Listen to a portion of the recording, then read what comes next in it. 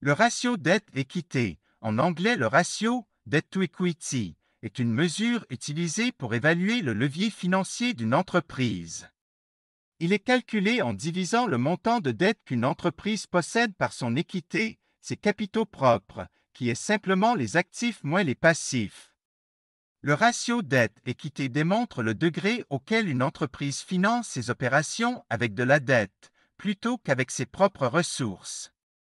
Regardons des exemples avec de vraies entreprises. Apple a 352 milliards en actifs mais 290 milliards en dette, donc son équité, ses capitaux propres, est 62 milliards de dollars. En divisant la dette par les capitaux propres, 290 milliards par 62 milliards, on obtient un ratio de 4,67 ou 467%. C'est plutôt élevé. Maintenant, Ener Plus a 2 milliards en actifs et 0,8 milliards en dette, donc l'équité est 1,2 milliard de dollars. Le ratio dette-équité est 0,67 ou 67%.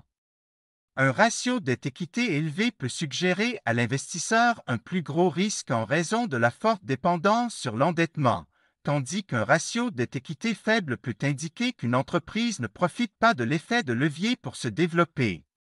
Le ratio dette-équité peut être négatif si les dettes valent plus que les actifs détenus. Dans ce cas, l'entreprise serait en grande difficulté financière.